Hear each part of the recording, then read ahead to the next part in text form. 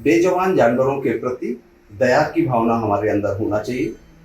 अगर हम लोग दया, करुणा, इन सभी चीज़ों से, मानवीय मूल्यों से ओतप्रोत हैं और अपने आप को मानव कहते हैं, तो कोई राइट्स नहीं है, किसी तरीके से इसको जस्टिफाई नहीं किया जा सकता है। मीट खाने से हो सकता है, कई लोगों के अपने तर्क हैं कि शाकाहार के रिस्पेक्ट में मांसाहार में ज़्यादा प्रोटीन, इस तरीके के तर्क बायोलॉजिकल तरीके से दिए हैं। पर ये निश्चित रूप से सिद्ध हो चुका है कि इसके द्वारा धरती का जो समृद्धि है, धरती का जो ठंडापन है, धरती की जो हरियाली है, वो खत्म हो गई और हम लोगों को अल्टीमेटली धरती पर ही रहना। किसी भी जानवर का या किसी भी पशु की बलि देने का कोई अधिकार नहीं। जैसे हमारे ही धर्म में देखें तो ऐसा बातें हैं कि माँ के यहाँ बलि दी जाती है। माँ वो जगत माता है। जगत माता का मतलब वो हमारी भी माँ है और उन पशुओं की भी माँ है। बराबर का अधिकार है, किसी तरीके से हमें उनको बलि देने का कोई अधिकार नहीं।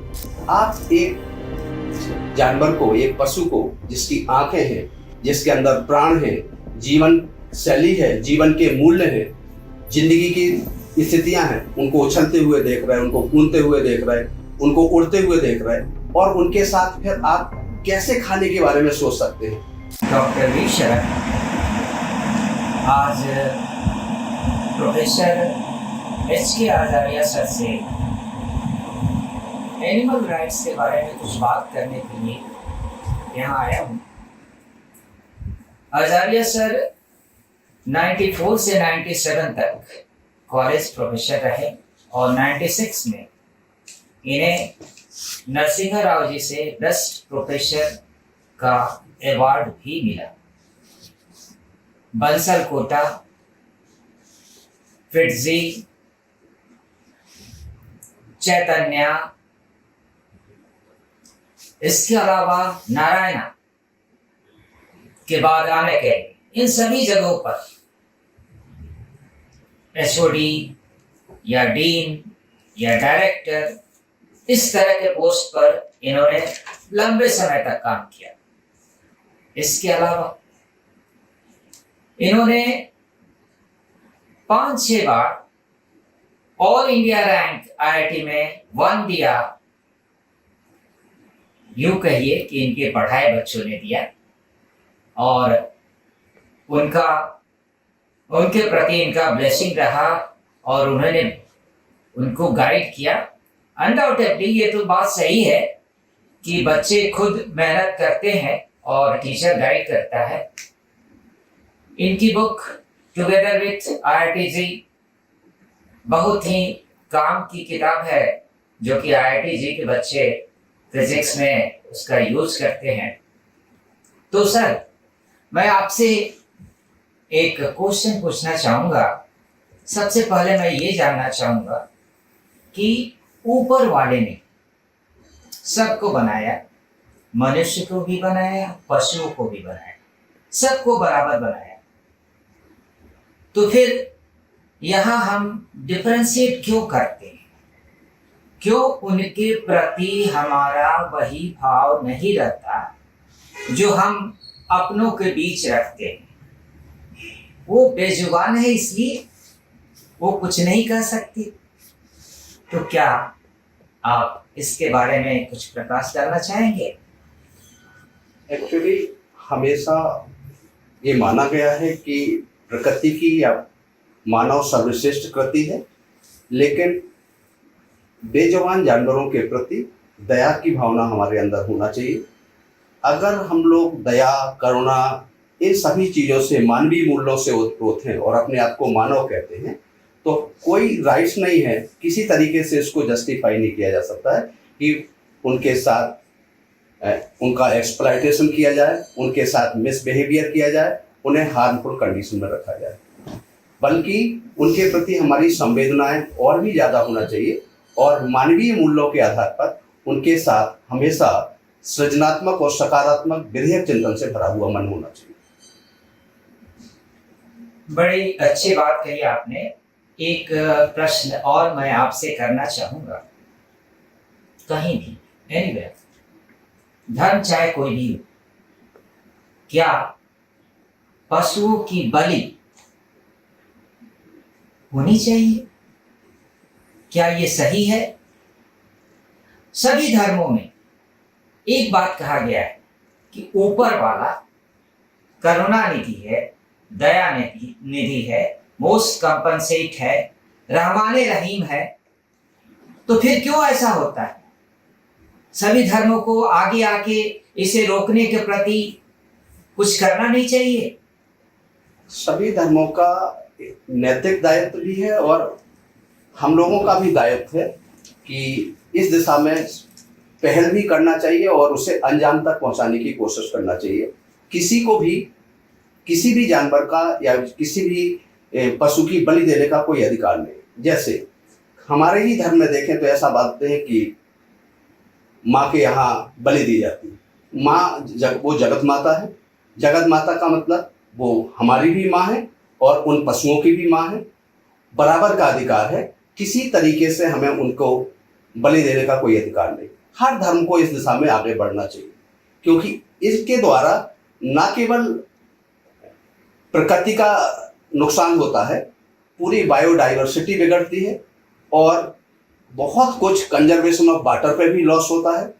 इन सारी चीज़ों को भी ध्यान में रखना चाहिए। सो किसी भी तरीके से मोरल वैल्यूज के आधार पे, आपकी कुछ एथिकल वैल्यूज भी है, इसके आधार पर उनको किसी तरीके से नुकसान नहीं पहुंचाना चाहिए। उनको वही सम्मान और वही प्रेम मिलना चाहिए जो हम लोग आपस में एक दूसरे को देते हैं। पाइथागोरस, ग्रेट मैथमेटिशियन, इन्होंने कहा कि मनुष्य पशु में और पशु मनुष्य में दोनों का जन्म एक दूसरे में, मतलब विभिन्न श्रेणी में किसी का भी जन्म हो सकता है। तो क्या ये मनुष्य जो पशुओं को खाता है वो कहाँ तक उचित है? क्या मीट ईटिंग सही है या इसे सभी को त्याग देना चाहिए? किसी भी स्थिति में, जो हमारा अपना पर्सनल व्यू है, मैं शुद्ध शाकाहारी हूँ इसलिए नहीं बोल रहा हूँ, किसी भी स्थिति में मीट ईटिंग परमिटेड नहीं होना चाहिए। आप एक जानवर को, एक पशु को जिसकी आंखें हैं, जिसके अंदर प्राण है, जीवन शैली है, जीवन के मूल्य हैं, जिंदगी की स्थितियां हैं, उनको उछलते हुए देख रहे हैं, उनको कूदते हुए देख रहे हैं, उनको उड़ते हुए देख रहे हैं, और उनके साथ फिर आप कैसे खाने के बारे में सोच सकते हैं? इस तरीके के विचार आते ही स्पष्ट रूप से मन कहीं ना कहीं मानवीय मूल्यों से हटकर किसी अलग दिशा में चला जाता है। किसी को भी, किसी भी धर्म का हो, किसी तरीके से कोई अधिकार नहीं है कि वो जानवरों का वध करे, पशुओं का वध करे, किसी भी स्थिति। और मीट ईटिंग के द्वारा आप, जो अर्थ मैगजीन एक निकलती है, उस मैगजीन के अंदर ये बताया गया था कि 1 किलो मीट के लिए लगभग 9000 लीटर पानी की जरूरत पड़ती है और बहुत ज़्यादा खाना, जबकि 1 किलो आलू के लिए पैदा करने के लिए लगभग 100 लीटर पानी की जरूरत पड़ती है। अगर जितना भोजन उसको मीट के लिए तैयार करने के लिए दिया जाता है, उतना ही अगर भोजन दिया जाए तो उससे करीब करीब 20 गुना ज़्यादा प्राणियों को भोजन मिल सकता है। साथ ही साथ इसके साथ उन प्राणियों को रखने के लिए बहुत कुछ जंगल काटे जा रहे हैं, जो कि ग्रीन हाउस इफेक्ट को सप्रेस करने का कोई मीडियम नहीं बनता है। एक और बात पाश्चात्य विश्वविद्यालयों के द्वारा पता चली है, उसमें देखा गया है कि जो मीट के द्वारा जो ग्रीन हाउस का उत्सर्जन होता है, ग्रीन हाउस का इमिशन होता है, वो करीब करीब पूरे ग्रीन हाउस इफेक्ट का 68% कॉजेज बन रहा है। निश्चित रूप से आपने सही कहा कि WHO का रिपोर्ट है कि रेड मीट खाने से कैंसर होता है और भी बहुत सारी बीमारियां होती हैं।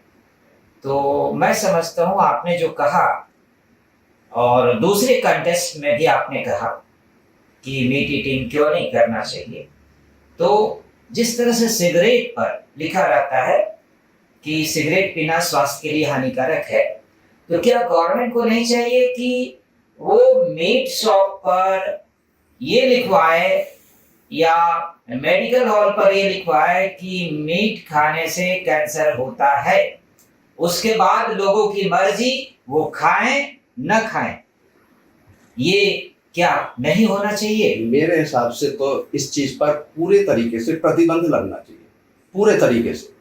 मीट खाने से हो सकता है, कई लोगों के अपने तर्क हैं कि शाकाहार के रिस्पेक्ट में मांसाहार में ज्यादा प्रोटीन, इस तरीके के तर्क बायोलॉजिकल तरीके से दिए जाएंगे, पर ये निश्चित रूप से सिद्ध हो चुका है कि इसके द्वारा धरती का जो समृद्धि है, धरती का जो ठंडापन है, धरती की जो हरियाली है, वो खत्म हो गई और हम लोगों को अल्टीमेटली धरती पर ही रहना है। निश्चित रूप से आपने सही कहा। एक और बात मैं कहना चाहूंगा, आप भी शिक्षक हैं, इस कोचिंग वर्ल्ड के मशहूर फिजिक्स के प्रोफेसर हैं, आप मुझे भी जानते हैं, मैं केमिस्ट्री के फील्ड में रहा हूं। तो क्या हम शिक्षकों को मिलकर एक अभियान चलाना चाहिए बच्चों को जगाने का, जिसमें कि बच्चे शुरू से ये सीख पाएं कि पशुओं के प्रति प्रेम, दया, करुणा बहुत जरूरी है।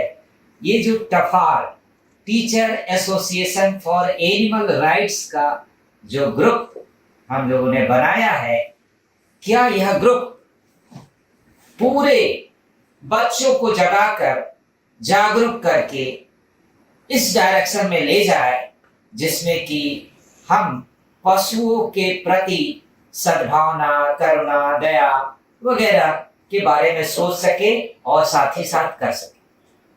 मैं तो सबसे पहले आपको हृदय की अतल गहराइयों से धन्यवाद ज्ञापित करूंगा कि आपने इस पुण्य कार्य का बीड़ा उठाया हुआ है। वास्तव में उन बेजवान जानवरों के लिए आपने अपनी जवान दी है और इसके बारे में सिर्फ सोचने से काम नहीं बनेगा, इसके लिए इस दिशा में सतत रूप से प्रयास भी करना चाहिए और उसका फॉलो अप भी होना चाहिए। कई बार ऐसा होता है कि आप लोगों की अच्छी स्पीच सुन के एक दो दिन के लिए जब मन में आता है कि ऐसा करना है या नहीं करना है और उस दिशा में टाइम भी दे देते हैं, लेकिन ये काम लंबे टाइम तक नहीं हम लोग करते हैं। सिंपल सी बात है कि हम उसको डेस्टिनेशन तक नहीं ले जा पाते और जब तक डेस्टिनेशन तक नहीं ले जा पाएंगे तब तक कोई किसी स्पेसिफिक रिजल्ट पे नहीं पहुंच पाएंगे। स्पेसिफिक रिजल्ट के लिए इस चीज का निरंतर फॉलो अप होना चाहिए और आप लोगों का जो सतत प्रयास चल रहा है इस दिशा में, अगर टीचर ही एकमात्र सृष्टि का एक ऐसा कंपोनेंट है, एक घटक है जो वास्तव में इस चीज को बहुत अच्छे तरीके से एक्सप्लेन कर सकता है और बच्चों के सामने अपनी स्थितियां रख सकता है, उनके द्वारा होने वाले प्रकृति के अंदर क्या नुकसान हो रहा है, आपके साथ किन बीमारियों से नुकसान हो रहा है। अभी सभी ने देखा है 2-3 साल पहले कोरोना जैसी भयंकर बीमारी हुई जिसने पूरे विश्व को बंधक बना के रखा हुआ था और ये क्यों हुआ था, इस सब के पास आप लोगों को पूरी तरीके से जानकारी है। आप समझ सकते हैं कि जो रेड मीट के द्वारा जो ग्रीन हाउस उत्सर्जन हो रहा वो पूरी तरीके से धरती को नष्ट करने की डायरेक्शन में आगे बढ़ रहा है। अभी एक अमेरिकन रिसर्च ने तो यहाँ तक बताया है कि अगर पूरे तरीके से, हालांकि सडनली ये बंद करना पॉसिबल नहीं है, हम लोग अगर देखे जाएं तो लगभग 800 करोड़ की जनसंख्या पूरे विश्व की है और उसमें से लगभग 50 करोड़ लोग ही वेजिटेरियन है। इस दिशा में अगर हम लोग कहें तो हम अल्पसंख्यक हैं, लेकिन और उसमें भी जब एटलस बनाया गया तो उस एटलस में सबसे ज्यादा लोग इंडिया में पाए गए और वो लगभग 33%, 31% के करीब के लोग। पर ये देखा गया कि जब दोनों का अध्ययन किया गया, कुछ मांसाहारी लोगों का और कुछ शाकाहारी लोगों का, अध्ययन के बाद इस निष्कर्ष पर पहुंचे कि जो शाकाहार से संबंधित व्यक्ति थे उनके अंदर करुणा, प्रेम, मानवीय मूल्य, इन सारी चीजों के प्रति संवेदना से परिपूर्ण थे। वहीं दूसरी तरफ वो लोग क्रूअल हैं। मैं ये नहीं कह रहा हूं कि मांसाहार के सारे लोग क्रूअल हैं, लेकिन जनरली स्टडी ये बताती कि वो लोग क्रूअल हैं। आज पूरे विश्व में आतंकवाद जैसी एक समस्या फैली हुई है, उसको जब अध्ययन के बाद ये निकला तो वैज्ञानिकों ने भी बताया, पाश्चात्य विश्वविद्यालयों ने भी ये बताया, इस बात को बताया कि इसको अगर रोका जा सकता है तो आध्यात्म से रोका जा सकता है। इसके लिए अंतःकरण शुद्ध होना चाहिए और अंतःकरण शुद्ध केवल और केवल शाकाहार की स्थिति में हो सकता है। आप किसी प्राणी को, बेजुबान प्राणी को मार के खा रहे हैं, फिर आप अंतःकरण की शुद्धि की बात नहीं कर सकते, हो ही नहीं सकता, शुद्ध किसी स्थिति में नहीं हो सकता। उसकी, जिस जानवर को आप मार रहे हैं उसकी माँ भी आप देख रही है, उसकी आंखें आपको देख रही, आपको कैसे काटने की हिम्मत पड़ जाती है, कैसे खाने की स्थिति बन जाती है। ये एक वाकई में भयानक स्थिति है और इसको रोका जाना चाहिए। और प्रकृति तो इस चीज के लिए बिल्कुल ही तैयार नहीं है, बहुत बड़ा नुकसान हो रहा है। आप ये समझ लीजिए 1000 लाख करोड़ का नुकसान होता है अगर शाकाहार स्टार्ट कर दिया जाए, तो वो लैटिन अमेरिकी देशों में और हमारे खासतौर से साउथ एशियन के डेवलपमेंट के लिए बहुत बड़ा काम कर सकता है। मतलब एक देश जैसा भारत जैसे 2 देशों के बराबर का जंगल कट जाता है इतना मांसाहार करने में। अगर 1-2 दिन का 2 दिन के लिए भी अगर शाकाहार 1 दिन के लिए कर लिया जाए, तो ऐसा बताया जाता है कि अगर लगभग 80 लाख लोगों को मरने से बचाया जा सकता है। इतनी बीमारियां लगभग 80 लाख से 1 करोड़ लोगों को प्रति वर्ष बचाया जा सकता है अगर वो 1 दिन शाकाहार स्टार्ट कर दें। ये वैज्ञानिक रिसर्च के अंदर चीजें निकल के सामने आई। महात्मा गांधी के इस देश में जहां कहा गया अहिंसा परमो धर्म, तो क्या सरकारी बूचड़खाना, गैर सरकारी बूचड़खाना, कोई भी बूचड़खाना हो, क्या पूरी तरह से बंद नहीं हो जाना चाहिए? इस बात से लेके अभी जो सर से बात हो रही थी, मैं पूरे तरीके से सहमत हूं कि सरकारी और असरकारी वातावरण का कोई मतलब नहीं होता है। जानवर कटने के लिए आपका इंतजार कर रहा है, बल्कि एक और अच्छी बात निकल के सामने है कि सरकारी में जब जरूरत होगी तब काटा जाएगा और तब तक उस जानवर को कुछ खाने पीने को नहीं मिलेगा या उसको मानवीय स्थितियों में नहीं रखा जाएगा, एक अच्छी परिस्थितियों में नहीं रखा जाएगा। ये किसी भी तरीके से मानवीय मूल्यों का भी उल्लंघन है पूरे तरीके से। इसलिए इस पर पूरे तरीके से प्रतिबंध लगना चाहिए। इस पूरे वर्ल्ड में सबसे ज्यादा ग्रीन हाउस का जो उत्सर्जन करने वाली कंट्री है वो अमेरिका और चाइना, जो इस बात में हमेशा अभी कोपेनबर्ग में जो इंटरव्यू उसमें हुआ था जिसमें कई देशों की रिसर्च निकल के सामने आई थी, तो उसमें भी आया था कि लगभग 22% लेस इमिशन होता है अगर हम प्लांट बेस्ड डाइट लेते हैं, और अगर हम रेड मीट जैसी लेते हैं तो उसमें बहुत ज्यादा इमिशन होता है। आप 1 किलो मांस खाने में आप ऐसा समझ सकते हैं कि 7 घंटे तक आप लगातार कार चलाते रहे, उससे जो पॉल्यूशन होता है वो एक आधा किलो मीट बनाने के लिए होता है, और उसमें कई गैलन लीटर पानी बर्बाद हो जाता है।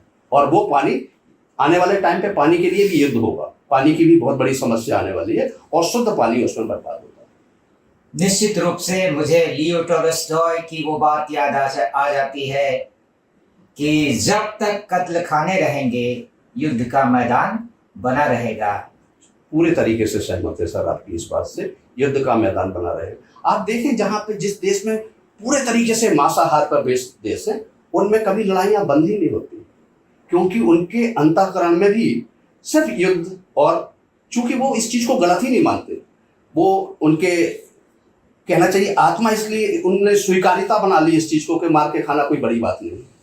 आप पहली बार चोरी करें, पहली बार किसी प्राणी को सताएं, आपका अंतरात्मा जरूर आपको झकझोरेगी, पर अगर उसको कंटिन्यूअसली कर दें तो फिर झकझोरना बंद कर देती है। तो उस पर किसी तरीके से इस तरीके की परतें नहीं चढ़ना चाहिए। हमारा चित्त मानवीय मूल्यों से परिपूर्ण होना चाहिए, विधेयक चिंतन होना चाहिए, सृजनात्मक कार्यों की दिशा में आगे बढ़ना चाहिए। और ये देखा गया कि शाकाहार लोग ज्यादा सृजनात्मक होते हैं, ये रिसर्च बताती है, और वो भी पाश्चात्य देशों की रिसर्च बताती है जिसमें हम लोग ज्यादा बिलीव करते हैं। हमारे देश में वैसे भी सर्वे भवन्तु सुखना सर्वे सन्तु निरामया की स्थिति है। सर्वे भवन्तु सुखना का मतलब सिर्फ मानव जाति के लिए नहीं है, सभी प्राणियों के लिए है, चाहे वो थलचर हो, जलचर हो, नभचर हो, उद्भिज हो, हर प्राणियों के लिए पूरे तरीके से ये एप्लीकेबल होना चाहिए। सर, आपके विचार बहुत ही उत्कृष्ट है और मैं समझता हूँ आप, हम और जितने भी शिक्षक हैं वो अगर बीना उठा लें कि इस बात को आगे बढ़ाना है, बच्चों को जागरूक करना है, पशुओं के प्रति दया की भावना लाना है, तो निश्चित रूप से कर सकते हैं और करना ही चाहिए अगर आने वाली पीढ़ी को आप कुछ अच्छा देके जाना चाहते हैं। अदरवाइज ग्रीन हाउस इफेक्ट के साथ साथ ओजोन लेयर में जो होल हो रहे हैं वो होल और बड़े होंगे और जीवन खत्म ही हो जाएगा आने वाले टाइम पर। क्योंकि अल्ट्रावायलेट रेज जो आएंगी वो स्किन कैंसर और डिफरेंट टाइप की डिसीजेज देंगी। इसलिए इसको पूरी तरीके से बंद ही होना चाहिए, हर कीमत पर बंद हो। और एक शिक्षक जो एक इस तरीके की धुरी है जो इस चीज को बहुत जल्दी कंट्रोल कर सकता है, क्योंकि शिक्षक की बात कितना भी कहें, आज बच्चा जितनी बात शिक्षक की मानता है उतनी बात अपने माँ बाप की भी नहीं मानता। शिक्षक के प्रति एक गुरुत्व की जो भावना होती है, और गुरुत्व होता भी है उनके साथ, उसको नकारा नहीं जा सकता है। आपने कहा है, कहीं पर कहा भी गया है, गुरुर् ब्रह्मा गुरुर्विष्णु गुरुदेवो महेश्वरा गुरु साक्षात परब्रह्म तस्मै श्री गुरुवे नमः। बल्कि यहाँ तक कहा गया कि अगर हमें गोविंद और गुरु एक साथ मिले तो गुरु को हम पहले प्रणाम करना चाहिए। ऐसा नहीं है कि गुरु गोविंद से बड़ा हो गया, लेकिन गुरु ही वो फैक्टर है जिसने गोविंद को दिखाने की कोशिश करी। क्या कहने हैं सर। एक बहुत छोटी सी कहानी मुझे कबीरदास जी की याद आती है कि कबीरदास जी ने लिखा है, मुझे वो लाइन पूरी याद नहीं आ रही, पर बकरा को जब काट रहे थे तो बकरा हंस रहा था। उस बकरे से, हंसते हुए बकरे से पूछा कि तू हंस क्यों रहा, तुझे तो काटा जा रहा। तो मैंने जब पत्तियों को खाया तब मुझे मेरे साथ ये व्यवहार हो रहा। आप मुझे खा रहे तो आपके साथ क्या व्यवहार होगा उसका भी इंतजार करना पड़ेगा। ये कबीरदास जी की लाइन। पाती खाद खाल छील रहे, ऐसे करके कुछ लिखा उनने। तो अब आप मुझे खा रहे हो जो, उसमें क्या होगा वो आने वाले समय पे देखा जाएगा। और वैसे भी परमार्थ की परंपरा हमारी मूल संस्कृति का पार्ट है। उस परमार्थ की परंपरा से हमें दूर नहीं होना चाहिए। हमारे यहाँ तो अगर वेद का पहला मंत्र देखा जाए तो उसमें ये कहा गया, आहार शुद्धि सप्त शुद्धि। अगर आपकी आहार की शुद्धता है तभी आप में शुद्धता की आगे की स्पिरिट बनेगी। अगर आपका आहार ठीक नहीं है तो ना तो विचार सही होंगे, ना बुद्धि निर्मल होगी, ना फिर आपके मानवीय मूल्य जिंदा रहेंगे, कुछ भी जिंदा नहीं रहेगा। तो आहार शुद्धि को तो किसी तरीके से हम लोग इग्नोर नहीं कर सकते। बहुत अच्छा लगा सर आपकी बातें सुनकर, और मैं चाहता हूं कि इन बातों को हम लोग आगे बढ़ाएं और कुछ समय दें इस डायरेक्शन में, बच्चों को समझाने के लिए, उनको रास्ते पर लाने के लिए, लोगों को जागरूक बनाएं। धन्यवाद सर। बहुत बहुत तो हमें सर धन्यवाद आपको देखना है कि जो आपने इस तरीके का बहुत उत्कृष्ट कार्य आगे बढ़ाया है। और सबसे अच्छी बात है उनके लिए आप आवाज दे रहे हैं जो अपनी आवाज नहीं दे पा रहे हैं, उनकी आवाज के लिए। और बहुत बहुत शुद्ध अंतःकरण से, मन की अनंत गहराइयों से, हृदय की अंतःस्थल से आपको बधाई दे रहे हैं इस चीज के लिए। निश्चित रूप से मैं topper teacher association for animal rights के संस्थापक श्री जो भी हैं वो छिपे रहना चाहते हैं, सामने नहीं आना चाहते हैं। ये भी बहुत बड़ी बात है, ये बहुत बड़ी बात, ये बहुत बड़ी बात है कि वो छिपे रहना चाहते हैं, आगे नहीं आना चाहते हैं, लेकिन लोगों के भलाई में निरंतर लगे हुए हैं। धन्यवाद। Thank you.